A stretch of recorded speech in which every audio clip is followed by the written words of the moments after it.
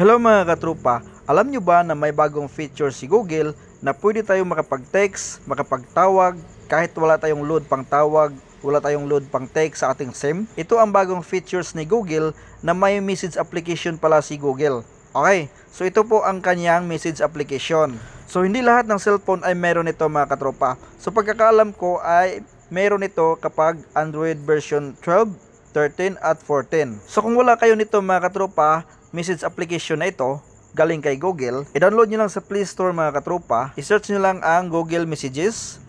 Ito po ang kanyang logo, Google Messages. So ito po ang messages apps ni Google. So open lang natin at i-click natin itong Set Default SMS app. Okay mga katropa, ang ating default ni messages ay itong galing sa cellphone mismo sa pagbili natin. Okay, so i-transfer natin dito sa bago nating download na messages app galing kay Google.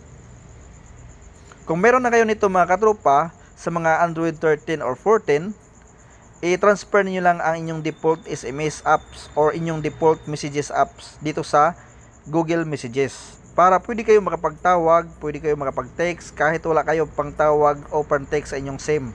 Pagkatapos nyo ma-transfer mga katropa, i-click nyo itong Set as Default. So ito na mga katropa, na-transfer na ang ating lahat ng mga messages dito sa Google Messages. Okay, so dalawa na ang ating messages apps. Ang default na galing sa cellphone mismo at ang messages app galing kay Google. So pag open natin mga katropa, makikita na natin ang ating Google account. Click lang natin at i-click natin itong Messages Settings. Click natin at i-click itong General at i-click itong RCS Chats. So dapat naka-turn on ito mga katropa, itong turn on RCS Chat. Nakalagay dito, use Wi-Fi or data for messaging when available. At kapag may mag-pop up mga katropa na verify your number, so i-enter nyo lang ang inyong number para ma-on itong RCS Chat. So ito na ang gagamitin natin mga katropa pang text sa ating mga gustong i-textan. Okay, so maganda dito mga katropa ay pwede kayong makapagtawag, makapag-text kahit Wi-Fi or data lang ang inyong gamit, basta may internet connection kayo. So bakit nga ba hindi messenger na lang ang gagamitin natin? So sa messenger kasi mga katropa, kailangan naka-online ang ating gustong chatan or gustong tawagan. Nag-send ka ng message sa messenger at naka-offline ang gusto mong chatan, hindi niya mababasa ang message mo.